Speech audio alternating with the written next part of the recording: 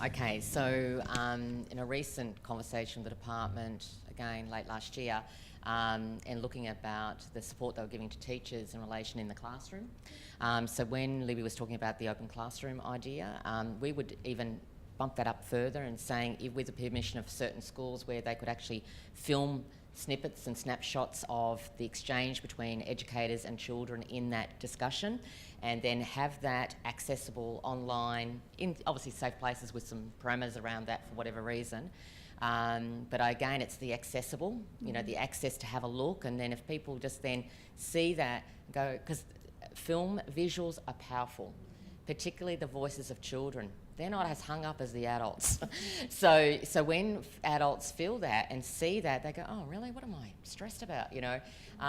So we've got to amplify the positives. I'm saying this to the department all the time. I know everyone's really sensitive. I understand that people, they're nervous, you know, they want to get votes. But if you're genuine and you sign up to this commitment, you need to deliver and do it together. So I mean, you know, I like to be a little bit, you know, push the envelope a little bit more and say that, you know, we need to grab those snapshots and amplify that out to the community so they realise there's nothing to fear.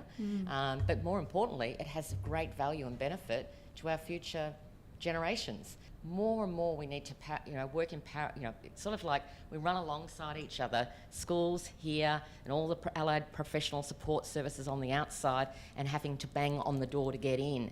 It needs to be a fluid relationship, because you're all there to support, and parents need that support. The other thing we've got to remember is that last year, the pilot of, you know, respect for relationships happened in the context of the marriage equality survey.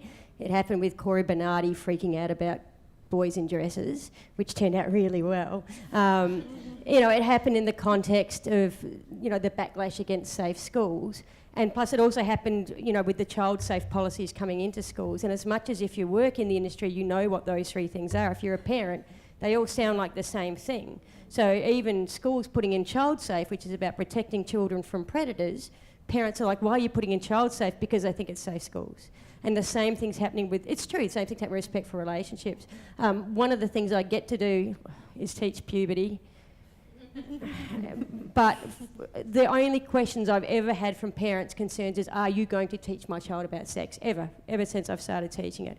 Until last year was when we were having parents contacting the schools, wanting to sit in on a lesson and saying, what are you teaching my child about gender identity? Because of the hysteria in some of the media. So I think that will die down, but we are kind of taking this out in the historical context of that.